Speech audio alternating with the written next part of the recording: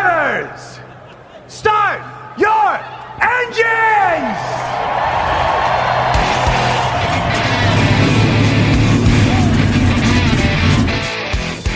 Hit the pace car!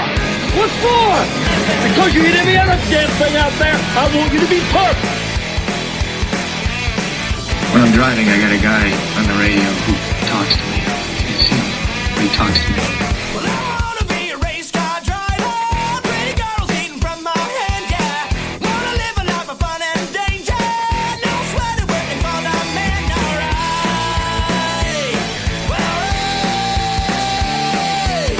Well, I wanna be a firefighter. Cool headed when the heat is on, yeah. Save my baby from the burning building. Take her home when the sprinklers on, alright. Well, alright. No, he didn't slam you, he didn't bump you, he didn't nudge you, he rubbed you. And rubbing, son, is racing. Hey, race fans. Welcome to the Whoobazoo Radio Network. Welcome to another edition of Drafting the Circuits. My name is Frank Santoroski. I'll be your host for the next hour or more as we discuss everything racing from the past week and the coming week. Before we get started, I want to introduce you to the panel. First and foremost, Mr. Gray Warren, who's always with us. He's off on assignment. Believe it or not, Gray actually coaches baseball, and he's there involved in the American Legion World Series. So, Gray, we wish your team well, and we'll have you back on next week. But I do have Richard Youden in the house with me. Richard from Richard Childress Racing and formerly of Williams Formula One. Richard, good evening. How are you? I'm very good, thanks. Yourself? Doing excellent. Once again, Seth Egger, the NASCAR correspondent for Motorsports Tribune, is in the studio with us. Seth, good to talk to you tonight. Good to talk to you. All right. We have two special guests in the house tonight, and we'll get to their story later, but introduce you to them first. First off, I've got Dave Thompson.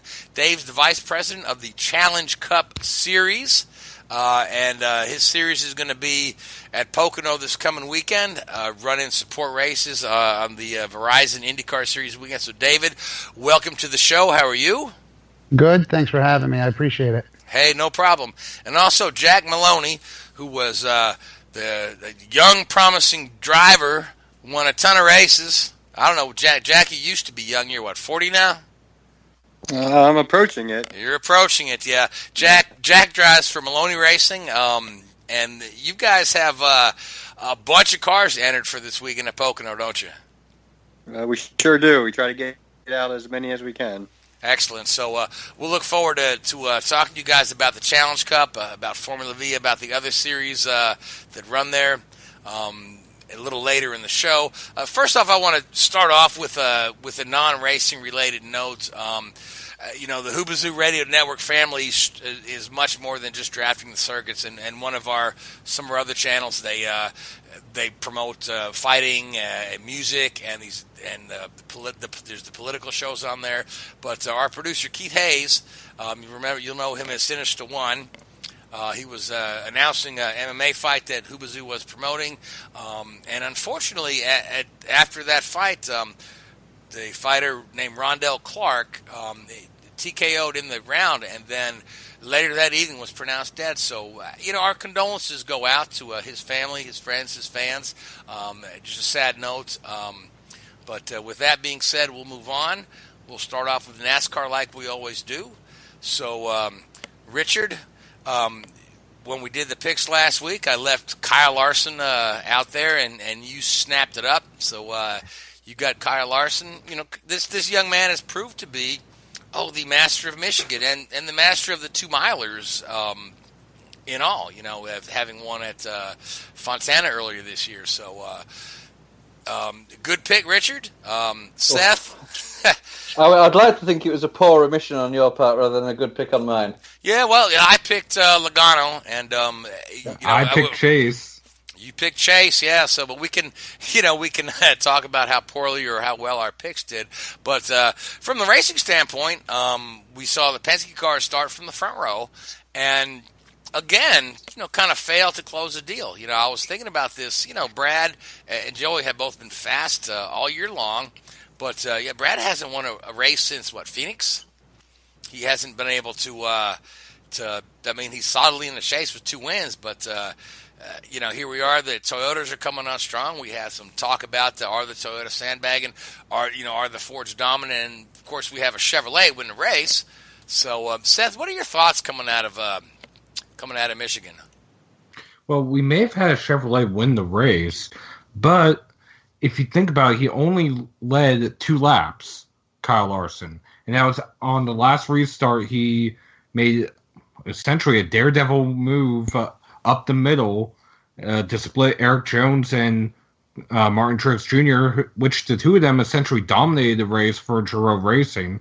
I want to say Truex led about 52 laps or so out of the 200.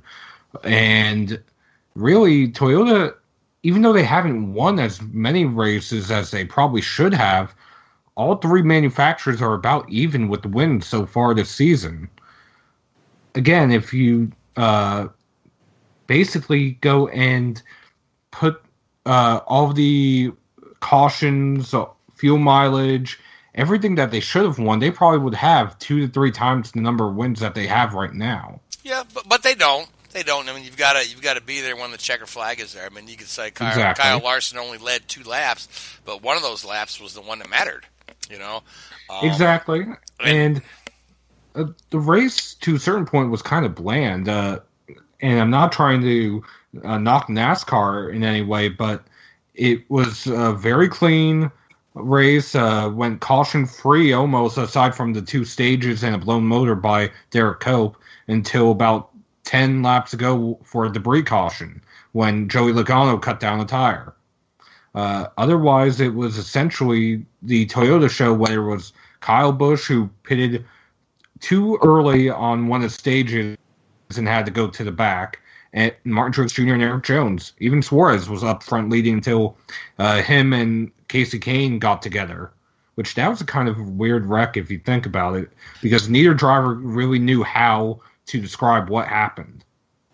Yeah, usually that's the stuff that happens to Danica, but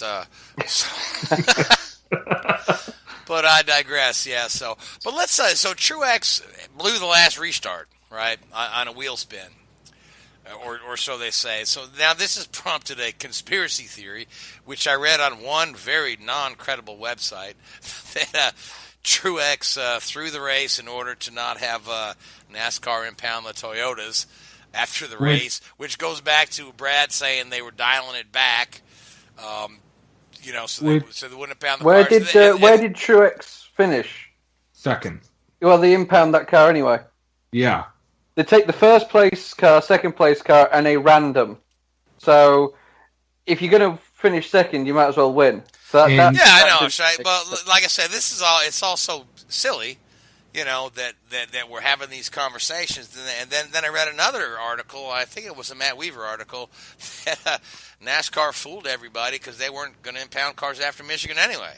So I don't remember the last time NASCAR announcing that they were going to, in one sense. Well, actually, it was Keselowski that announced they were going to do that. So you know what I mean? It's you could tell it's almost I want to say chase time, but I guess we have to call it playoff time, much as I disagree with that terminology. There's a lot of mind games, a lot of mental mind games going on. So, so Richard, what were your thoughts out of Michigan? Seth thought the race was quite bland. I find it hard to disagree. What were your thoughts? I'll tell you, the biggest surprised that unfortunately I didn't catch most of the race, so I was just earlier this week looking through all the sort of statistical analysis that we get of each race, and it's interesting the comments that everyone's been making about Keselowski, but there was a clear point there during that race where on a strategy call he could have pitted and got ahead of Truex going into the final stint if he'd taken 2 tires or fuel only, and probably had the pace and the car to stay ahead of Truex. Looking at the historical data from how a 2-car or a 2-tire stop worked out, and for a team that, in all fairness, I don't think there's any secret here. The 2-car is normally the de facto car for strategy analysis. There's not many times they get beaten on strategy, and they got it wrong this week. They really, really did. And we were surprised. Looking at some of the reports that we get produced, it was like, why didn't they stop when they had an opportunity? It didn't make sense. They were... and Brad's great at this. You watch Brad, especially in the Xfinity races, he almost calls the race himself. He doesn't need a crew chief or a spotter. He's like a strategy engineer in his own mind, sat in the car. He's really, really sharp and really on the ball with a lot of these things. So that was my biggest takeaway and away from this weekend was, that was a really missed opportunity for them. Another thing that would have been interesting is if we hadn't had that late race caution and the opportunity for Larson to get between the two furniture row cars, would Truex have let Eric Jones win? That's an interesting to get two cars into the chase. Do a little Michael Waltrip there.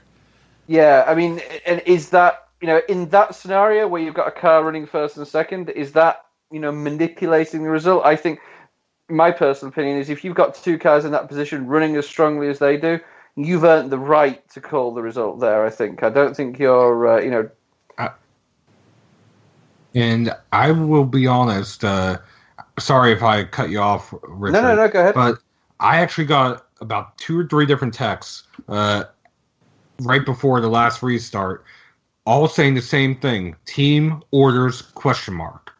Yeah, that was maybe that was Truex's poor restart was actually to try and let Eric Jones ahead of him, but they really, they shot themselves in the foot there by neither of them having a good restart. I don't know. Maybe that's the conspiracy theory, I guess.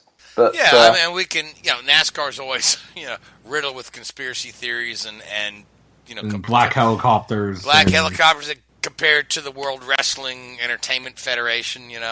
But here's one thing that boggles the mind for me because we're talking about car count for next year, right?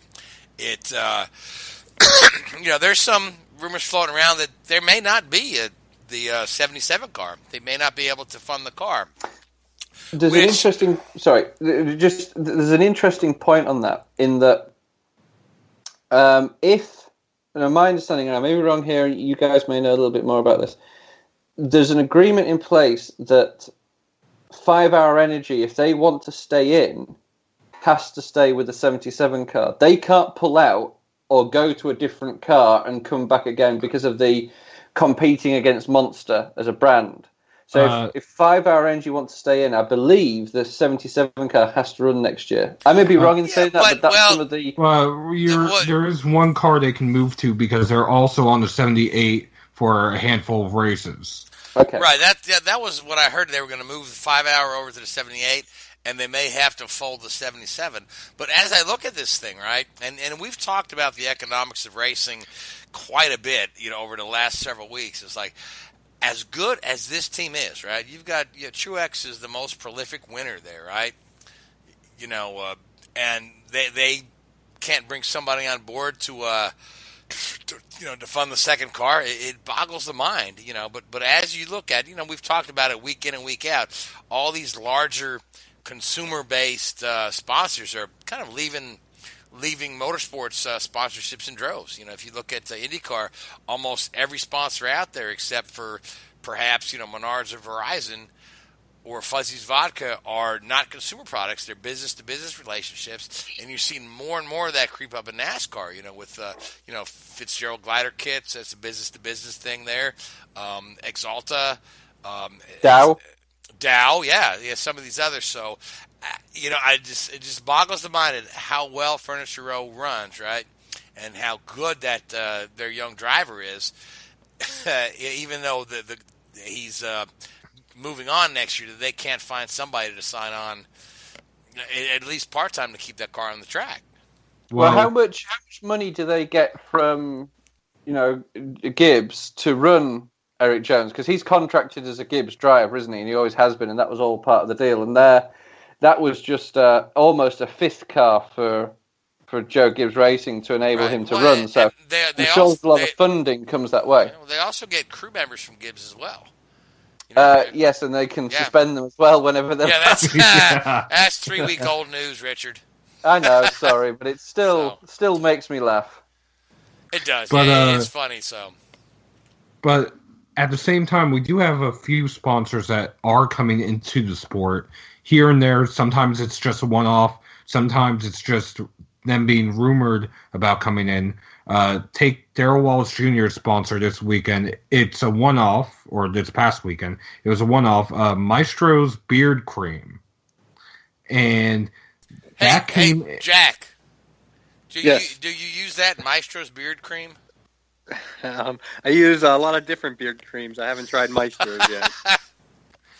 It just made me think of you when he said Maestro's Beard Cream. Yep. So. And if I remember the story correctly that I was told, he ended up getting that sponsor from help with Austin Dillon. Richard, do you know anything about that? I don't, I'm afraid. No. I know Austin thinks of himself as a bit of a stylish guy.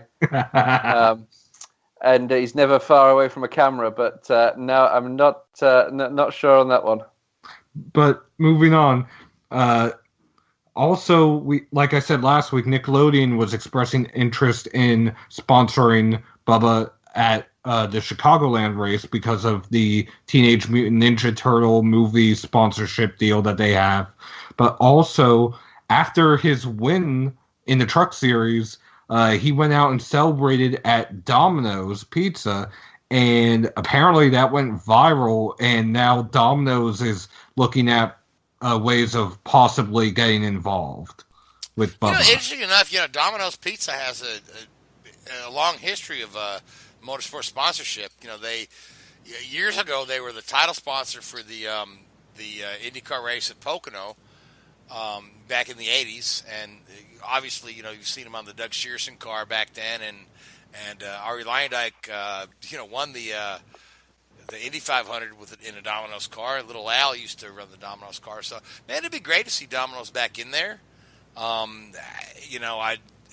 would be great because there are too many marketing types right now who feel that motor racing sponsorships does not support their brand somehow. And this is why companies like Target are exiting, right? It's why the title sponsorship for the IndyCar, Verizon, is looking at maybe we won't see Verizon next year or year after next in IndyCar after that the first part of that contract expires. They've got a new CEO looking at a different way to move things. So, I don't know, what the answer is.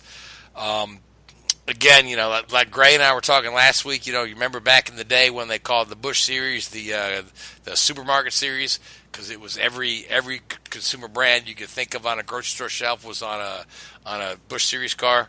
So, I hope to gosh that number one, somebody will put their name on that 77, keep it on the track. I hope that Richard, you guys can keep that 27 on the track, and I hope that somebody says, "Hey, Darrell Wallace Jr. deserves a ride in a Cup car." And I agree with that wholeheartedly. But going back to his win, that was, like I said, that was a one-off deal. That was MDM Motorsports, their first win as a truck team. They've had in that truck Austin Dillon, Ty Dillon, Brandon Jones, Chase Elliott, Timothy Peters, and that's just 5 names right off of the top of my head that have not won in that truck either last year or this year for that team. And the first driver to earn a win for them is Darrell Wallace Jr. But is he the only one of that group that actually had a point to prove and needed to put on a show? Doesn't every driver have a point to prove every time he's behind the wheel of a car? Sometimes yes, sometimes no. I mean unless you're Lewis Hamilton, Well, yeah, exactly. Anybody that's that just doesn't have anybody that wants to advance to the next level. I don't know, Richard. I'm just poo-pooing your argument. I totally hear what you're saying. But if you're a Cup regular with a secure drive and hopping in a truck, yeah, I got you. Well, income, okay, yeah, you keep the sponsors happy and all that sort of stuff. But are you just going through the motions? Really, does it really get your blood going? Maybe the Eldora race does because it's something a little bit different. For Ty, yeah. But Well, speaking of short track racing, I do want to mention that Kyle Larson, who happened to win in Michigan, had a great weekend down in Knoxville, running the Knoxville Nationals. Chip Ganassi let his driver loose to go ahead and do that, and man, it was a great event. It's always a great event, but man, the fans down there had a great time. I saw all kind of pictures and snaps in this from different fan stuff. How Kyle Larson was out there engaged with the fans. Just a fantastic time trying to get his name out there, and he just wants to race, So, I mean, what are your thoughts on Kyle Larson? And they actually asked him after Michigan, they asked Chip Ganassi. He says the reporter asked him in the press conference, "Hey, what do you think about putting this kid in the Indy 500?" And Chip Ganassi's answer was, "Anybody else here have a question?" Chip said, "That's a good question. Does anybody else have a question?" But, I mean, Kyle Larson, I look at this guy as, he's got a lot of Tony Stewart in him, right? Yep. So I could see this kid going places. And, I remember the old days, Gray's not here to be old as me to remember it all, where we, you saw your Cale Yarboroughs come over to Indy, and you saw your Mario Andretti's and AJ Foyts go over to Daytona, and there was just so much crossover, and now there's so little that whenever it does happen, it sparks a big buzz. I mean, and I think, Kyle Larson is the next guy to kind of do this.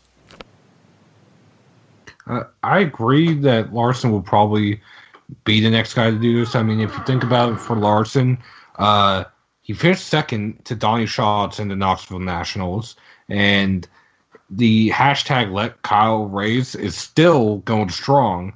I mean, that is a number that anyone can quantify. You can go to Twitter, and I'm sure there's a way of finding out how many people use that hashtag, and his team is still sponsorless going into next year, if you think about it.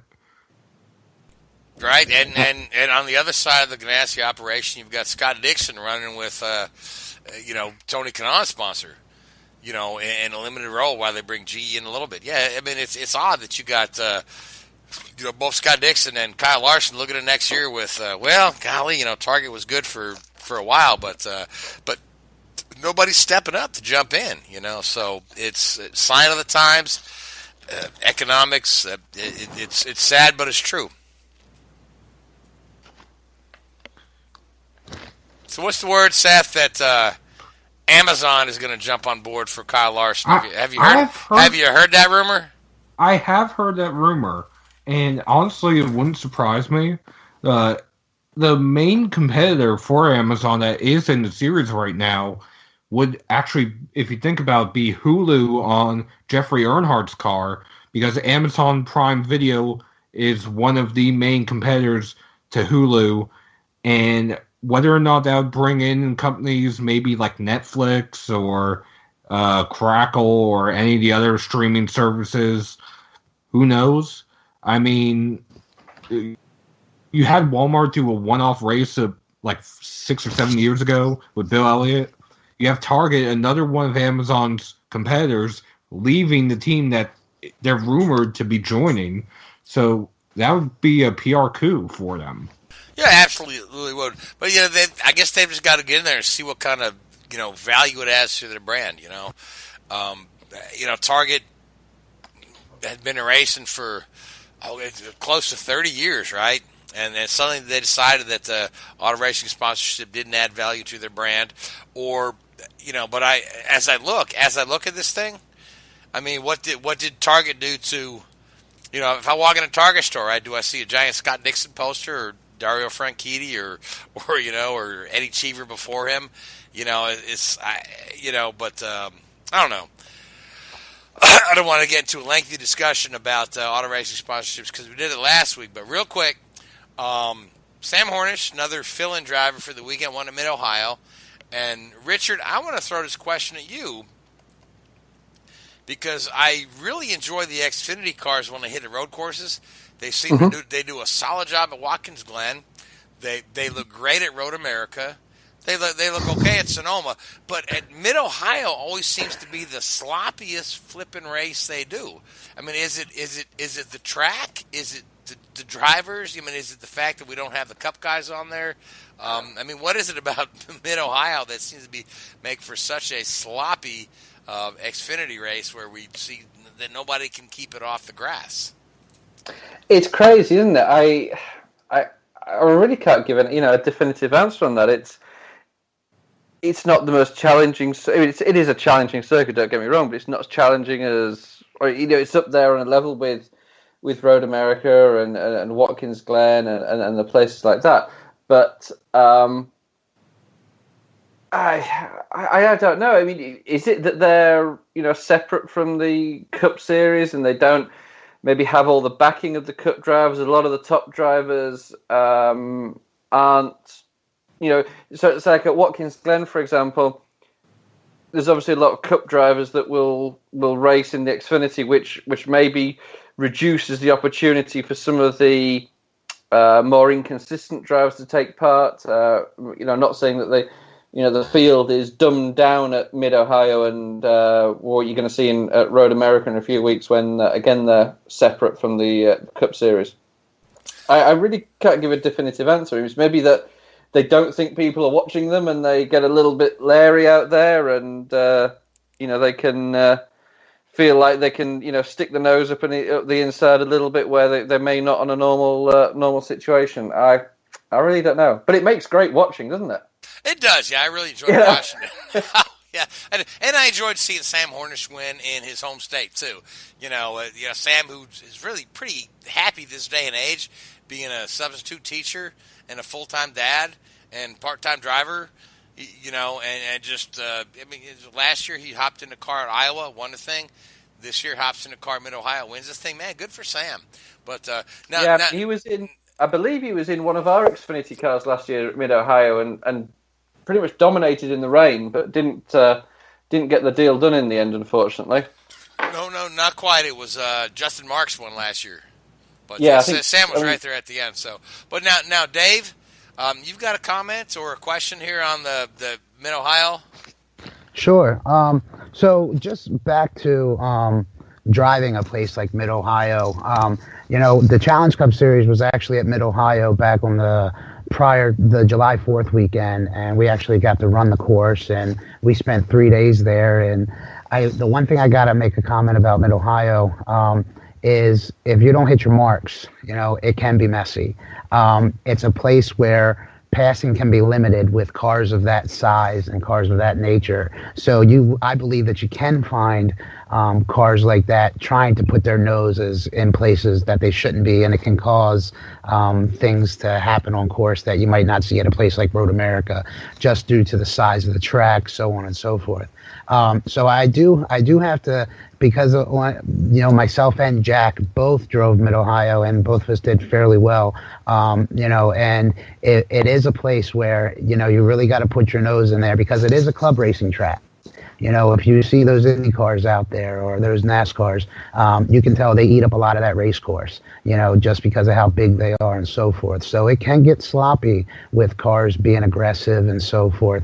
And I'll also add this: the place is pretty slippery. It can, if you go down into Thunder Valley and down through Madness and all of those great places at Mido, it can really jump out and get you. So it's a really cool course, and I'll add that. And then I have one other comment. I noticed, I was looking at the results just prior to you guys talking about this, and I noticed that I don't know if this is a common theme for the Xfinity Series because I'm not a huge follower of it, but I noticed that Ford took the overall win with Sam Hornish, but the next Ford in place was back in 20th with a driver by the name of Tim Cowan.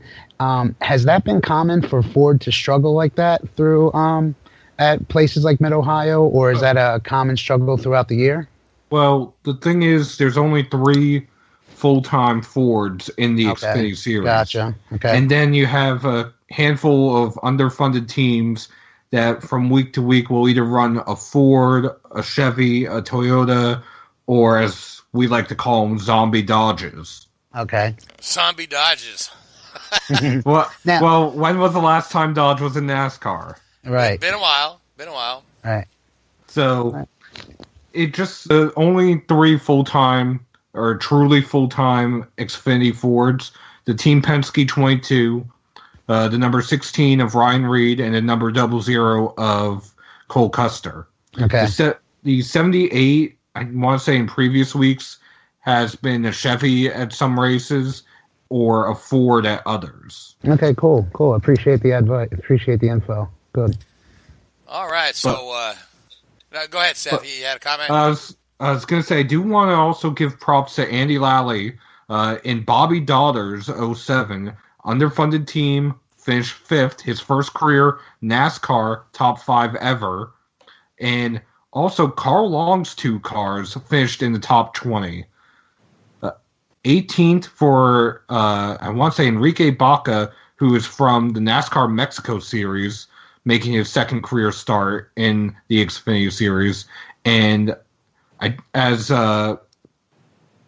David said, Tim Cowan finished 20th in one of the other Carl Long cars, which that team has never placed both of its cars in the top 20 in its, I think, 6-year history. Well, good for them. Yeah, good for them. Absolutely. You know, it's like you got to start at the bottom and work your way up to the top for sure. So, guys, let's if there's nothing else crushing we need to talk about with NASCAR, let's kind of move on because I want to give David and Jack some time to talk about the Challenge Cup Series because I'm really excited for these guys and I'm really excited for their big weekend at Pocono coming up. So before we do, we'll go around the water cooler, make our picks for Bristol. It's Bristol, baby. And I want to give our guests the first pick. So, Jack, I'm going to put you on a spot. And who you like for Bristol? Oh, I couldn't even begin to guess. Okay, well, so... Your guess is as good as mine. Name a NASCAR driver. And they'll tell you if he's still around.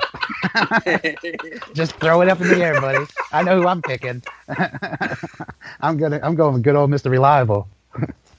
Who's your Mr. Reliable? That would be Mr. Jimmy Johnson. All right, so Dave, you've got Jimmy Johnson. Jack, do you want us to go around and come back to you? Sure. Okay. Seth, you get the next pick? Well, I'm going to go with someone who might be starting to become a little bit desperate. I'm going to say Joey Logano. Oh, you just stole my pick. You just stole my pick. And mine. And yours, okay. That was Jack's too. How'd you guys know? I don't know, man. Well, I picked Joey for the last 3 weeks, and he still hadn't done that. So, all right. Richard, who you like besides Joey Logano? But yeah.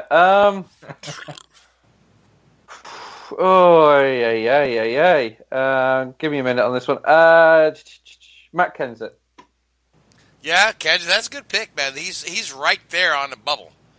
You got a couple guys on the bubble. Kenseth, McMurray. Who the other bubble guys, Seth? Chase Elliott. Chase, yeah. Boyer, Clint Boyer, yeah. So, and all Eric right. Jones. And Eric Jones, all right. So Richard, you've got Matt Kenseth. Yep. And Jack, back to you. I'll go with Kyle Larson. Kyle Larson for Bristol, not a bad pick. And me, I will, since y'all left him there for me, I'll take my boy Brad Keselowski. And we'll move on. So the Indy cars are at Pocono this weekend. But before the Indy car run, the Challenge Series, or is the Challenge Cup? Yeah, Challenge Cup Series. The Challenge Cup Series will be there en route. And David, you're the vice president of the series, so do our viewers a favor. Just give us a couple minutes. Tell us about the series, what you guys are bringing to the sport, where else we can see you race. And Dave, I'm just going to throw it to you. All right, great. Again, thanks for having myself and Jack on the show. We really appreciate it. The Challenge Cup Series actually was started about 4 years ago now, I'd say, by 3 or 4 guys out of the Northeast that were they were primarily running like pro SCCA events, spending a ton of money on tires, SCCA national entry fees, so on and so forth. So what they decided was, the one thing that was really deterring all forms of motor racing, especially at the club level, really was tire cost. So what they did is they simply adopted a tire package that's been in use in Canada for years. I don't know exactly what year it really started in Canada. Jack, do you know by any chance how long it was going in Canada? No, it's been quite a while, but I'm not sure. 10, 15 years. We don't know. Could be more. Yep, they were using an aluminum wheel with a Falcon radial tire, seeing somewhere in the range of 2 to 3 years per season on this set of tires. And the tires were costing anywhere from $300 to $400 a set. So I mean, it was an absolute savings. It really turned these guys with Dean Curtis and Ray Carmody, these guys that are in the Northeast really pushing this series. It really attracted them to wanting to try this tile package. So they went ahead, they created this series.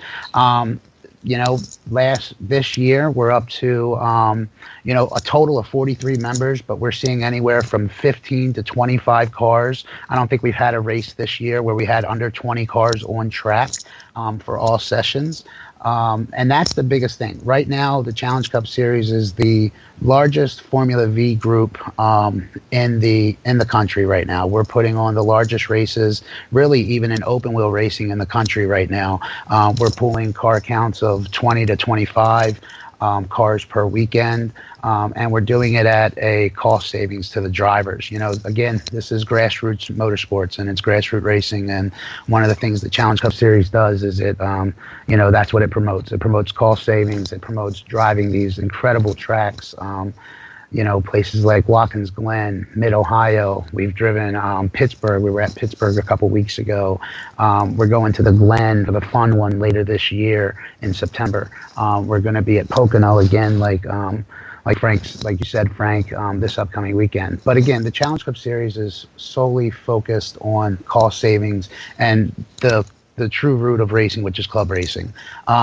We're using technology from the 1950s. We're using Formula Vs, which are basically 55 to 62 Volkswagen Beetles. I believe we take the final drive or the reverse gear, flip it over, and turn it into a mid-engine car. We're using single carbureted 1200cc Volkswagen motors. Most of the frames are all custom built. There are a couple suppliers out there. We have the Woma race cars. We have the Protoforms. We have Jack's car, for instance, is a 1982 Lynx, and that car is just as competitive now as it's ever been. So it really provides the grassroots guys a outlet to use these cars. So that's kind of the gist of the series. We run anywhere from 5 to 6 races a year. We're at Pocono this upcoming weekend with the Indycar Series, and I'll lead into that a little bit. So this weekend we'll actually be running as a support group in exhibition form for the IndyCar Series. We're going to be running with a group called Classic Racing Times, which they actually promote vintage Indy cars. So I mean, you're talking some of the coolest Indy cars from back in the 60s and 70s, the ones that take a half an hour to 45 minutes just to get fired up, those kind of Indy cars. So they'll be out on the road course section with us. We're going to be letting some guests use our cars, sponsors. We have some crew guys that we're hoping can get behind the wheel of our cars and drive them through the road. There's going to be some mock racing, and to be honest, all of this is in hopes that eventually the Challenge Cup Series, could potentially get its own race with IndyCar or with Classic Racing Times, and really, get this thing on the map again and get grassroots racing back out to the spectators and make sure that they understand that it's still out there and it's still thriving. So that's kind of the gist of it. Jack, you got anything you want to add to that? Yeah, I mean, we've seen a growth through the years since the series has started.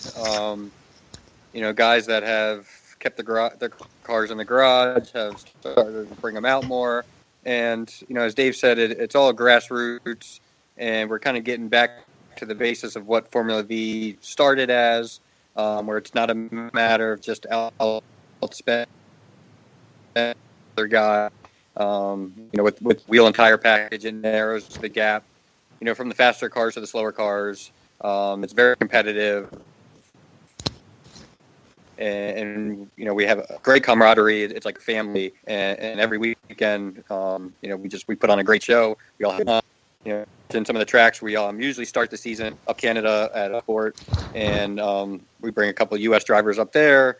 Some of the Canadian drivers will come down and race with us for the series. So it's just been a blast, and I've been racing Formula V 15 years. I've been around it for more than 30 with my uncle and my father and my mother. All either racing now or having raced, and this is, the most fun I've had doing it. It's just a good group of people, and we're just going to hope it continues to grow. Now, I wanted to ask you guys, right now, Jack, you and I have known each other all your life. For your listeners, Jack is my cousin. The uncle that he speaks of is my Uncle Huey, who was the guy that introduced me to racing, and so I'm kind of well-versed in your team.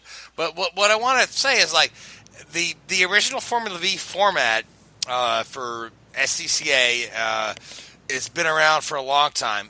There are guys with names like Rick Mears who started in Formula V. There are guys with names like Michael Andretti that started in the Formula V. But one of those, the things about the car is that you had to have stock Volkswagen parts, right?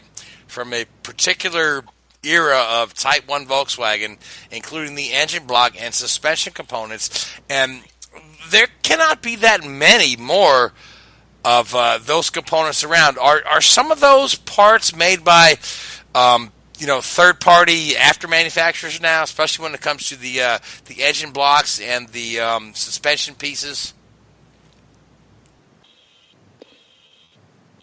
Well, as far as I know, if there's a shortage in parts, they will look elsewhere. It's still pretty much the same that they started with, but as you said, there are some shortages, and they'll start to make some rule changes, but it's still pretty much the same as it's been. There are guys that have been doing this for a long time and hoarding a bunch of parts, and we've got some forums we can go to try to to find stuff that we need from some of the other drivers. Dave may know better than I do as far as any third party manufacturers, but it's it's still pretty much the old Volkswagen. Yeah, I can agree with that, Jack. We're still, Frank, we're still using the same drum setup that we've used for the past, 50 or 60 years. We're running with drum brakes. Every weekend you'll see the guys laying on the ground at the front wheel, adjusting those adjusters just to get those brakes up just enough to where, under full brake, they're maximizing the shoe. We're still doing those things every weekend. We're still getting in there with the 4,000th and adjusting the valves on those air-cooled Volkswagen motors. Where some guys try to find the advantage are things like the intake manifolds, and you try to get the best set of jugs and get it to flow the best, and but realistically, that stuff is still readily available. There's some aftermarket manufacturers for the drums and things like that, but you got to remember, a lot of those cars were built. Millions, I think, of those Volkswagen Beetles were built. So some guys still got them stored in those garages where they're good enough for us to put on the race car. So nice. That is, heck, my first car was a Volkswagen Beetle. I love that. Yeah, I love the fact you take 4 bolts off and drop the engine, Yeah, you got it.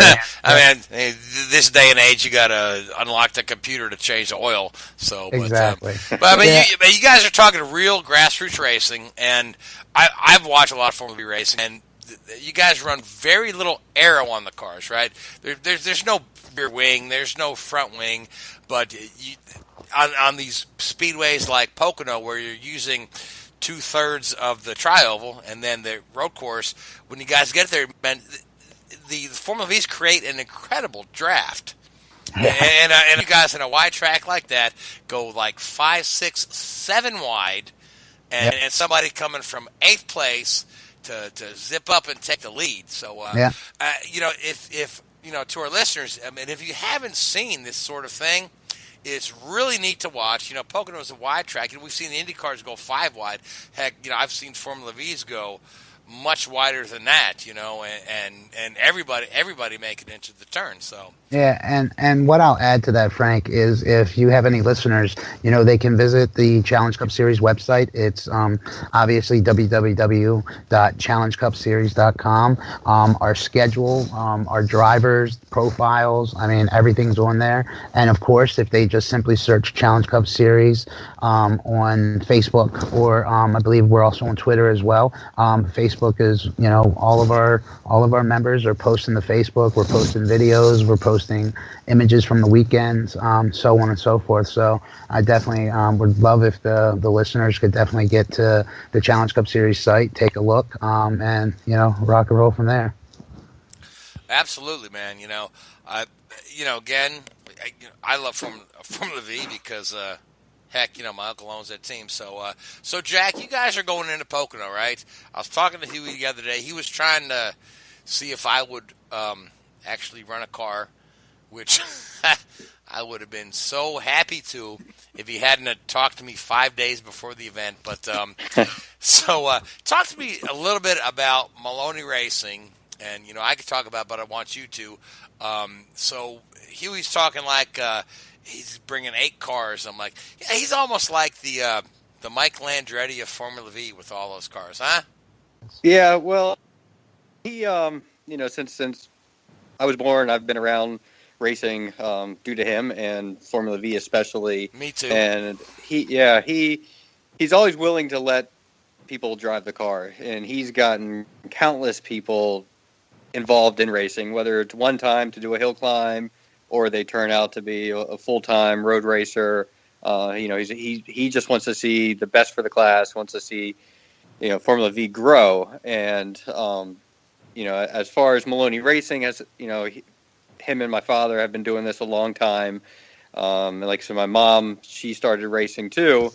And when I decided to get into it, it was when my mom was getting out. So I ended up borrowing her driver's suit and hopped in one of Huey's cars, went to a driver's school, and I haven't looked back since. We're expecting, I think there's about 8 cars that have a relation to Maloney Racing. Dave Thompson has been a big help for me, and he's definitely a huge part of Maloney Racing, as well. And it's just, as I said before, it's a blast. And like I said, Huey's the type that just would let anybody drive the car. So one problem we run into is sometimes we don't have enough crew at a weekend, because the crew eventually turn into drivers, and they're out there racing with us.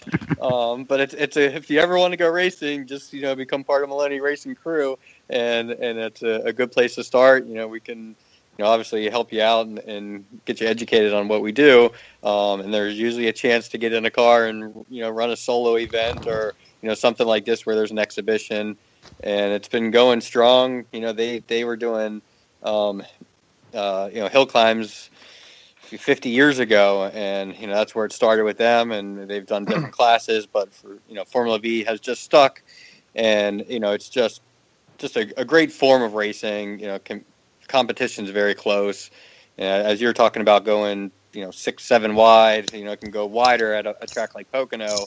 And you never know. One lap you could be first, you could be 10th the next lap, and it's it's just a matter of staying there. And at the finish line, it's everybody for themselves, and you're getting people winning by thousandths of a second, hundredths of a second. So you can literally have 3 or 4 cars with less than a tenth of a second between them.